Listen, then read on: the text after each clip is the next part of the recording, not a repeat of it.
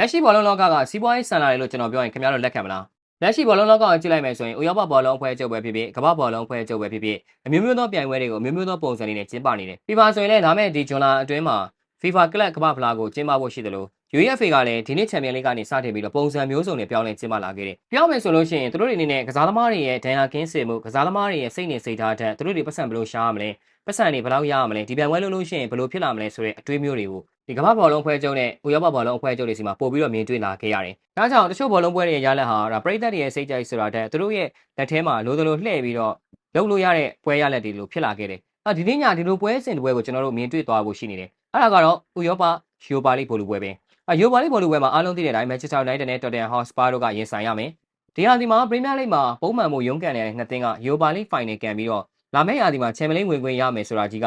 ဒီဘောလုံးဝေဖန်သုံးသပ်သူတွေရောနာမည်ကျော်ကစားသမားတော်တော်များများကိုရောစိတ်အနှောက်အယှက်ဖြစ်စေတလားလို့တော့မသိဘူးပေါ့နော်တချို့အသင်းကနီးပြတွေတချို့အသင်းကကစားသမားတွေဆိုရင်ယူပါလိချန်ပီယံကိုချန်ပီယံလိဝင်ခွင့်ထားရပေးတာမျိုးကမဖြစ်သင့်ဘူးဆိုပြီးတော့ပြောနေကြတယ်လက်ရှိဒီနှစ်သင်းအခြေအနေကိုလည်းပြန်ကြည့်မယ်ဆိုရင်တသင်းကအဆင့်16တသင်းက19နဲ့သူတို့ရဲ့အောက်မှာတန်းဆင်းသွားတဲ့3သင်းပဲရှိတော့တယ်ဒါဥရောပအဆင့်ရဲ့ဘိုလူပွဲတွေဆိုတာကဇယားထိပ်ပိုင်းကအသင်းတွေတွေ့လို့ရှိတာဖြစ်ပေမဲ့ဒီဟာဒီကတော့ထူးထူးခြားခြားဇယားအောက်ပိုင်းကအသင်းတွေလာတွေ့နေတယ်လက်ရှိခြေစွမ်းတွေစွမ်းဆောင်ရည်တွေကစားမအစုအဖွဲ့တွေကိုခဏမေ့ထားလိုက်မယ်ဆိုရင်ဒီနှစ်သင်းလုံးဟာဘိုးဆွဲဖို့အခွင့်အရေးကစားတူရှိနေတယ်United ကလည်း Europa League Final ကိုရှုံးပွဲမရှိနဲ့တက်ရောက်နိုင်ခဲ့တယ်လို့တစ်ဖက်က Spa အသင်းကလည်းဒီဟာဒီမှာ United နဲ့တွေ့ခဲ့တဲ့3ချိန်စလုံးကိုအနိုင်ရရှိထားတာဒါကြောင့်စိတ်သက်ပိုင်းကလည်း Spa ဘက်မှာတာနေတယ်ဒါပေမဲ့ကျွန်တော်ပထမဆုံးပြောခဲ့သလိုပဲဘောလုံးကစီးပွားရေးဆန်လာတဲ့အခါမှာ United အနေနဲ့ဒီ Europa League ဘောလုံးပွဲမှာဘိုးဆွဲသွားနိုင်တဲ့အားသာချက်တွေရှိနေတယ်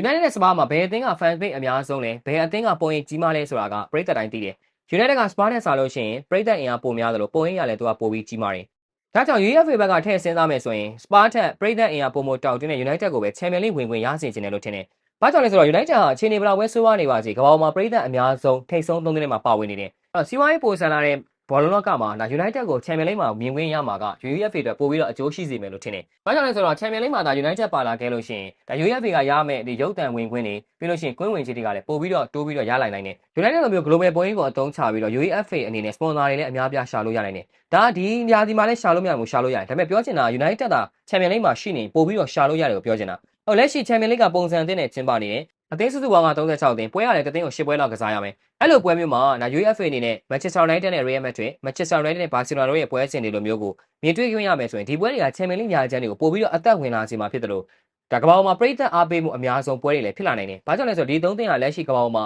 ပရိသတ်အင်အားအများဆုံးရှိနေတဲ့အသင်းတွေဖြစ်နေလို့ပဲ။ဒါကြောင့်ဒီနေ့ပွဲမှာ United အနေနဲ့ကွင်းလယ်တိုင်းတွေရဲ့မျက်နှာသာပေးမှုတချို့ကိုလည်းခံရနိုင်တယ်။နောက်တစ်ခုက Spa အသင်းဘက်ကကြည့်မယ်ဆိုရင် Spa ဟာဒီဟာဒီမှာသူတို့အနေနဲ့ United ကို3ချိန်တီးအနိုင်ယူထားတယ်။ဒီပေါ်မှာသူတို့အနေနဲ့စိတ်ကြီးဝင်ကောင်းဝင်နိုင်တယ်။ဘာကြောင့်လဲဆိုတော့ငါတို့အနေနဲ့ဒီဟာဒီမှာ United ကို3ချိန်နိုင်ထားမယ်ကွာဒီချိန်လောက်တော့အေးဆေးပါတယ်ဆိုတဲ့စိတ်မျိုးသူတို့စိတ်ထဲမှာဝင်ကောင်းဝင်နိုင်တယ်။ဒါ Spa အတွက်လည်းပြဿနာရှိတယ်။ပြောချင်တာကဒီနေ့ပွဲကနှစ်သင်းစလုံးအတွက်ဒီဘောလုံးဘက်ကအမြင်နဲ့ကြည့်မယ်ဆိုရင်မျှော်လင့်ချက်ကိုစီရှိတယ်။ United လည်းပိုဆွဲနိုင်တယ်လို့ Spa လည်းပိုဆွဲနိုင်တယ်။နှစ်သင်းလုံးစားတူခွင့်ရှိတယ်။ဒါပေမဲ့ကျွန်တော်စီးပွားရေးဆက်ဆံတွေးကြည့်မယ်ဆိုရင် UEFA အနေနဲ့သူတို့ရဲ့စီးပွားရေးအတွက်ပို့ပြီးတော့အကျိုးရှိစေမယ် United ကိုပဲ Champions League ဝင်ခွင့်ရစေချင်မယ်လို့ယူဆမိတယ်။ဘာတွေဘယ်လိုဆက်ဖြစ်သွားမလဲဆိုတာတော့ဒီနေ့ည7:15အချိန်မှာကျွန်တော်သိရမှာပဲဖြစ်ပါတယ်။